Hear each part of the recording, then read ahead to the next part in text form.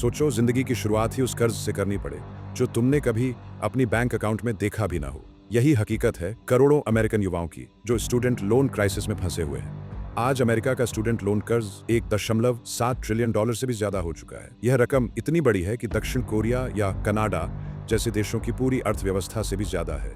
43 million American नागरिक इस कर्ज के बोझ तले दबे हैं और औसतन हर छात्र पर लगभग $40,000 का कर्ज है। कई लोगों को इसे चुकाने में दशकों लग जाते हैं, कभी कभी तो घर के लोन से भी लंबा समय। और जहां वॉल स्ट्रीट, बैंक और यूनिवर्सिटी मोटा मुनाफा कमाते हैं, वहीं छात्र अपने जीवन की शुरुआत के लिए भी जूझते रह जाते हैं। ये संकट सिर्फ पैसों का नहीं है, यह टूटी हुई उम्मीदों की कहानी है।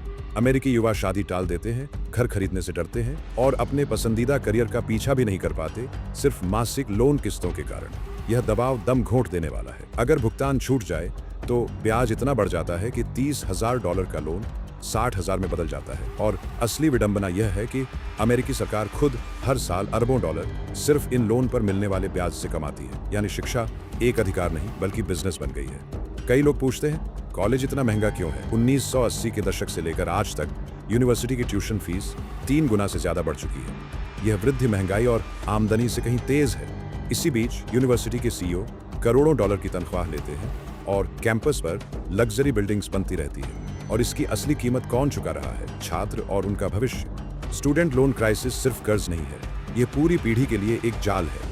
यही वजह है कि लाखों अमेरिकी मानते हैं कि सिस्टम उनके खिलाफ है। कभी शिक्षा को समानता की कुंजी माना जाता था, अमेरिकन ड्रीम का टिकट, लेकिन आज करोड़ों युवाओं के लिए ये सपना एक बुरे सपने की तरह शुरू होता है, जिसे कहते हैं स्टूडेंट डेब्ट। अब असली सवाल ये है, ये चक्र और कितने साल तक चलेगा? इससे पहले कि अमेरिका के सबसे तेज दिमाग उस सपने पर यकीन करना ही छोड़ दें।